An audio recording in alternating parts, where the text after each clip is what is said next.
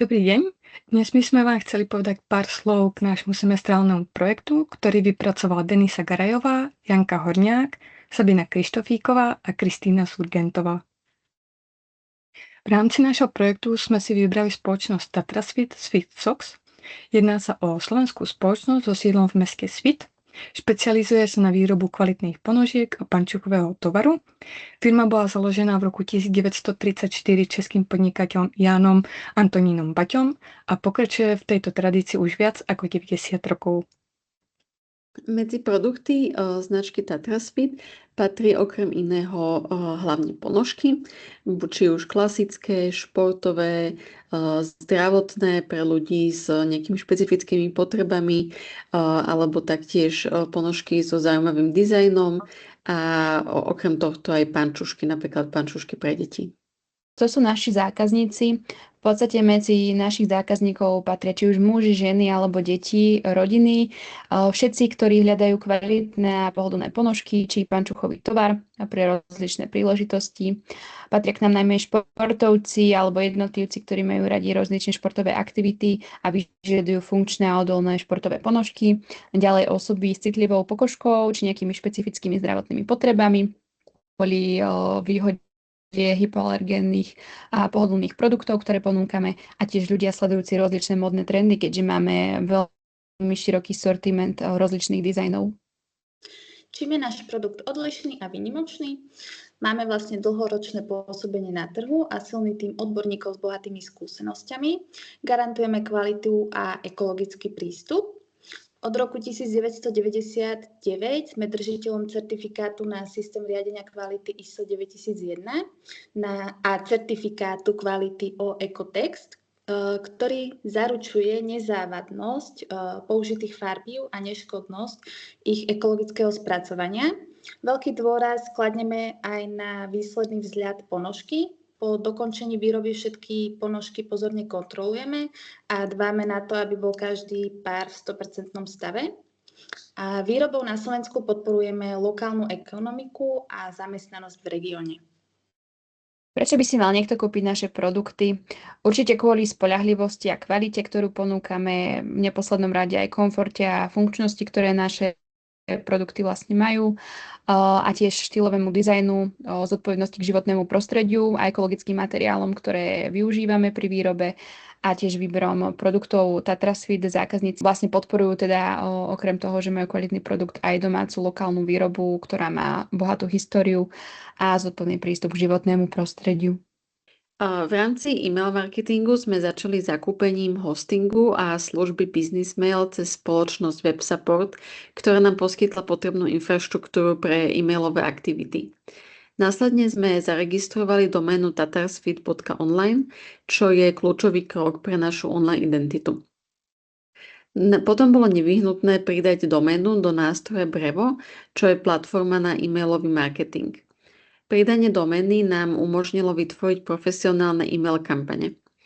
Nakoniec overenie domény sa uskutočnilo vytvorením DNS záznamov DKIM a DMARC vo webadmine, čím sme zabezpečili, že naše e-maily sú dôveryhodné a minimalizovali sme tak pravdepodobnosť, že sa dostanú do spamu. Ďalej bolo potrebné nastaviť biznis adresu, ktorá slúži ako odosielateľ našich e-mailov. Pomocou overenej domény, ktorú sme zabezpečili v predchádzajúcich krokoch, sme vytvorili profesionálnu a dôveryhodnú e-mailovú adresu odosielateľa. Toto nastavenie je kľúčové pre zvyšovanie otvorenosti e-mailov a celkovú úspešnosť našich marketingových kampaní, pretože čím je dôveryhodnejšia naša adresa, tým je pravdepodobnejšie, že naši zákazníci na naše správy zareagujú. Takže takto vyzeral finálny e-mail, ktorý sme odoslali v rámci kampane. Dizajn je vlastne jednoduchý, farebný, výrazný a prispôsobený aj pre mobilné zobrazenie. Použili sme personalizovaný pozdrav, čiže e-mail oslovuje príjemcu priamo menom. Nechýba tam ani možnosť odhlásiť sa z odberu, čo je dôležitá súčasť férového e-mail marketingu. Taktiež súčasťou bol aj funkčný prvok výzvy na akciu s tlačidlom Chcem si vybrať, ktoré viedlo priamo na náš web.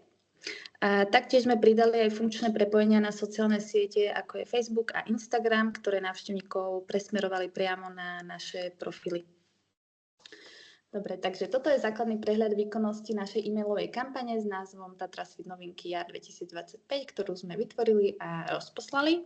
Kampaň bola odoslaná na 70 e-mailových adries, z čoho vlastne 63 bolo úspešne doručených, čo teda predstavuje vysokú 90% doručiteľnosť. Ďalšie 3 boli dočasne nedoručené kvôli nejakým dočasným problémom s pripojením, alebo tam bol problém so zablokovanou IP adresou, po prípade nejaký preklep, keďže vlastne tieto e-maily sme zbierali aj od našich známych. A teda tieto výsledky nám naznačujú, že zoznam bol kvalitný a dobre spracovaný, čo umožnilo úspešné doručenie väčšine príjemcov. E-mail otvorilo 35 ľudí, čo je vlastne veľmi slušná miera otvorenia, je to konkrétne 55,56%, teda viac než polovica príjemcov si náš e-mail aspoň raz otvorila. Celkový počet otvorení bol 43, čo znamená, že niektorí ľudia sa k e-mailu vrátili dokonca viackrát.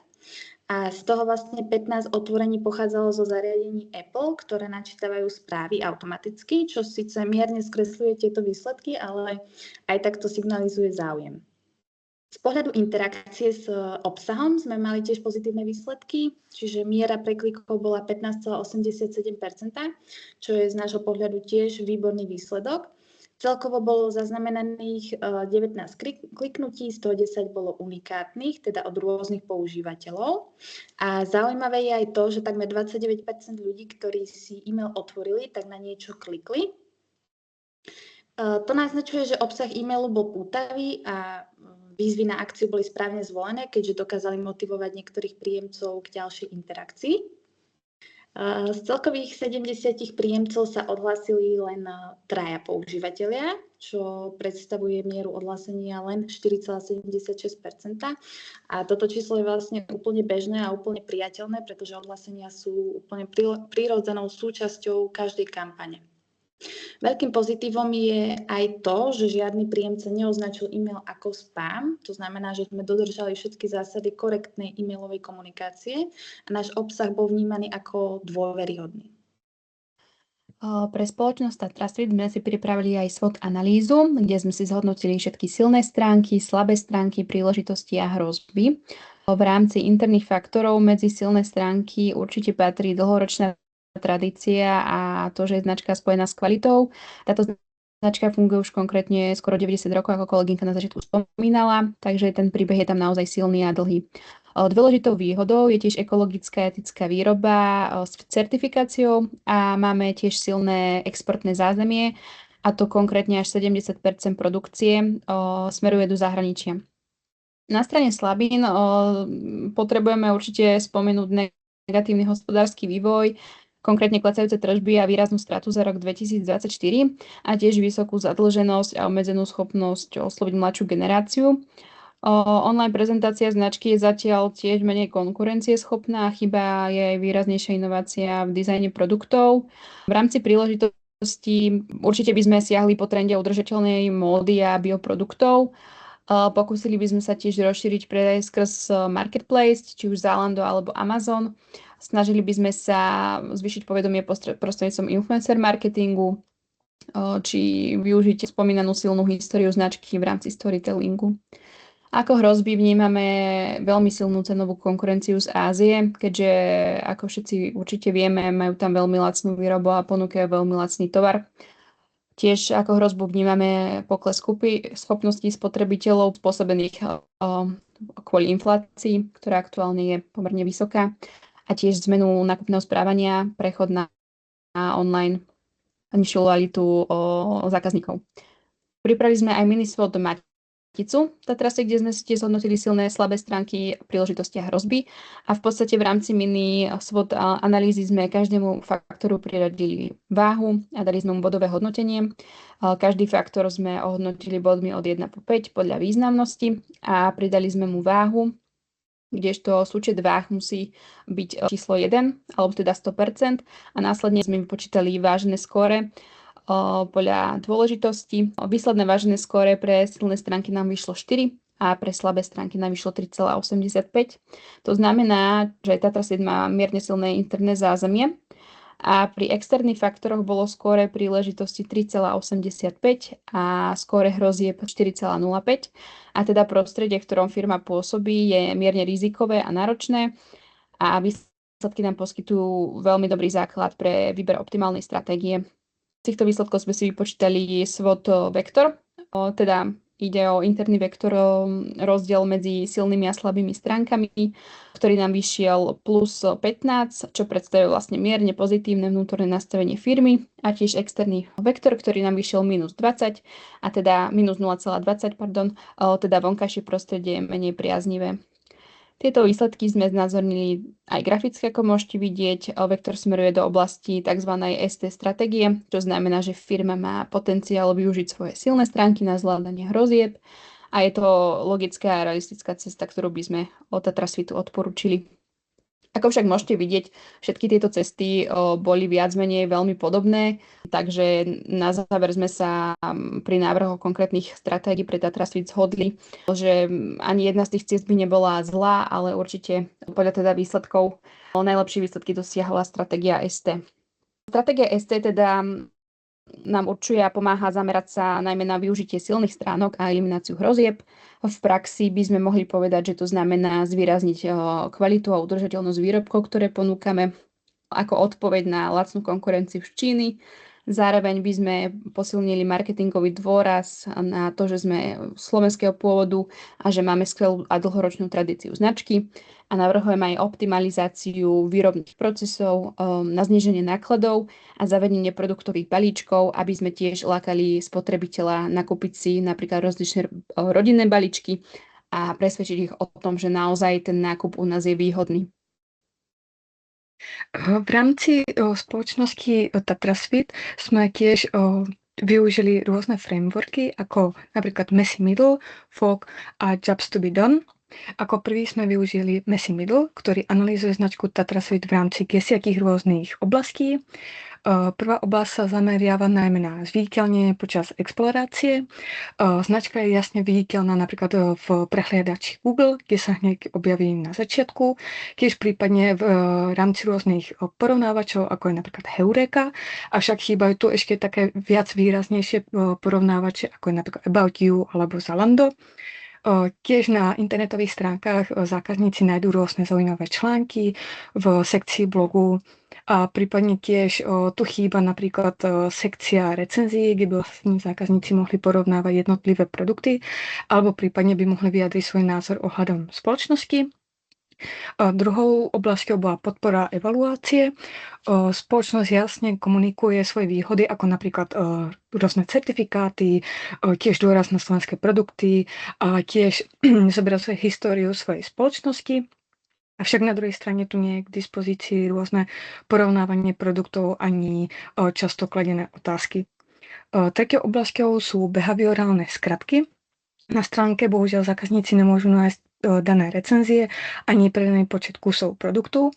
Avšak môžeme na stránke vidieť napríklad rôzne FOMO prvky, ako napríklad časovo obmedzená zľava. Konkrétne aktuálne sa jedná o zľavu na zdravotnícke ponožky, ktorá platí do konca tohto mesiaca. Štvrtou oblasťou je konzistentnosť naprieč kanálmi. Napríklad teraz má Tatrasvit novú kolekciu ponožiek, a to svitky. Túto novú kolekciu rovnako zdieľa či už na Instagrame, Facebooku a na svojich internetových stránkach a vlastne zobrazenie tejto novinky je úplne stotožné. Na druhej strane je tu nedostatočne rozpoznateľná značka. To znamená, že vlastne značku nevieme úplne rozpoznať, ako napríklad Didoles, ktorý využíva napríklad maskota a má tiež hudobnú znielku v rámci televízie. Ďalšou oblasťou je výzva na nákup vo vhodný moment. Aktuálne Tatrasvit nevyužíva napríklad remarketing, to znamená, že vlastne zákazníci, keď napríklad vložia niečo do košíka a sú vlastne prihlásení v rámci nášho newslettera, tak vlastne by im došiel e-mail, že vlastne majú niečo vložené v tom košíku, aby sa mohli vrátiť. Avšak na druhej strane Tatrasfit ponúka časovo obmedzené zľavy na rôzny sortiment, ako aktuálne napríklad na zdravotné ponožky, alebo prípadne v minulosti mali spoluprácu so spoločnosťou O2, čiže zákazníci, ktorí vlastne majú rôzne balíčky v O2, mohli vyhrať napríklad rôzne poukážky v rámci značky Tatrasfit. Ďalšou oblasťou je testovanie CTA prvkov. Ako externá analýza my sme nemali úplne prístup k interným zdrojom, takže nevieme úplne jasne posúdiť, že či využíva AB testovanie, avšak vedeli by sme ho si predstaviť napríklad v rámci testovania tlačidiel kúpiť teraz alebo vložiť do košíka, nakoľko toto tlačidlo aktuálne hýba a uľahčilo by to vlastne nákup tým zákazníkom. Tiež CTA prvky sú nejasné, napríklad prihlásenie sa na newsletter alebo prípadne zistiť tie podmienky toho newslettera sú nejasné a vlastne aj tieto prvky sa zobrazujú najmä v petičke stránky. Ďalšou oblasťou je minimalizácia informačného preťaženia. Internetové stránky od Tatrasfitu sú prehľadné s jasným obsahom a tiež aj zobrazením produktov alebo prípadne jeho kategorizácia. Stránka tiež nie je zaťažená rôznymi pop-upami ani banermi. Čo sa týka dôveryhodnosti značky, značka jasne komunikuje, že má ekologický certifikát GOTS a tie sú uvedené obchodné podmienky, avšak na druhej strane chýbajú silnejšie budovanie dôvery, napríklad cez referencie a ocenenia, kde vlastne referencie môžeme nájsť iba napríklad v rámci Google recenzií, prípadne ešte sociálnych sietí. Čo sa týka obsahu pre oba módy, stránka ponúka vizuálne inšpirácie aj základné informácie o produktoch, avšak chýba detailnejšie porovnávanie produktov, aby prípadne zákazníci si mohli vybrať, ktoré medzi dvomi produktami bude lepší. V súčasnosti je obsah pre nových návštevníkov oveľa lepšie spracovaný, nakoľko jasne komunikuje či už slovenské produkty, ekologická výroba a tiež aj nové kolekcie. Avšak pre tých, ktorí sa rozhodujú, tak je to trošku nejasne spracované, napríklad chýbajú teda remarketing alebo prípadne tie jasné tlačidlá kúpiť hneď. A poslednou oblasťou je teda analýza a mapy cesty zákazníka. Bohužiaľ tiež z externej analýzy nie je zrejme, či značka sleduje napríklad pohyb zákazníkov na stránke, či sa optimalizuje konverzný lievik. Avšak môžeme napríklad na základe nedostatku CTA prvkov alebo chýbajúcemu remarketingu, že to sledovanie zákazníkov nebude úplne jasné a môže to napríklad sledovať iba v rámci aktuálnych tlačidiel, ktoré sú na webovej stránke. Tiež sme vypracovali teda tabuľku, kde sme ku každej oblasti dali body alebo hodnotenie. Celková hodnota značky Tatrasfit bolo 10,5 boda, takže vidíme vlastne priestor na jednotlivé zlepšenie v jednotlivých oblastiach.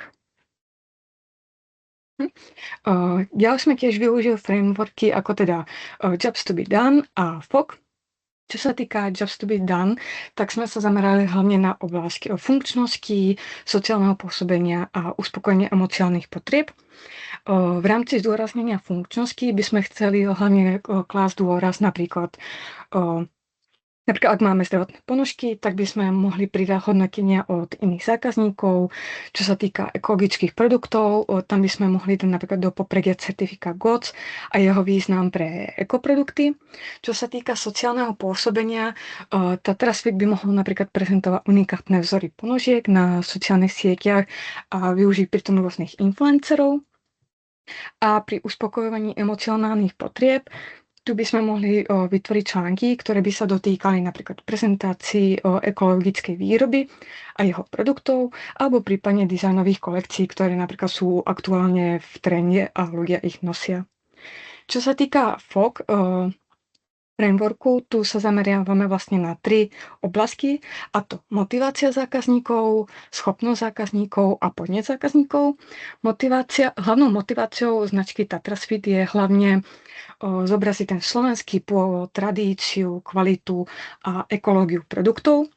My však vidíme priestor na zlepšenie napríklad v rámci pridania recenzií alebo FOMO prvkov. Čo sa týka schopností, tu by sme napríklad vylepšili teda tlačidla kúpiť teraz, ktoré momentálne človek musí sa hlavne preklikávať, tiež lepší viditeľnosť newslettera a jeho výhod. A čo sa týka podnetov, tu by sme hlavne zlepšili napríklad exit intent pop-upy s ponukou zľavy, čiže zákazníci, keď budú odchádzať z našej webovej stránky, tak vlastne ukážu sa napríklad nejaké zľavy. Ďalej sú to tiež pripomienky na zľavy prostredníctvom sociálnych sietí, napríklad rôznych príspevkov alebo príbehov. A v konečnom dôsledku tiež aj rôzne remarketingové e-maily o produktoch v košíku. Ak ľudia už sú prihlásení napríklad v rámci nášho newslettera, tak môže im prísť pripomienka o tom, že ešte majú stále v košíku produkty, ktoré si nekúpili. To je z našej strany všetko. Ešte raz ďakujeme za pozornosť a tešíme sa na vašu spätnú väzbu.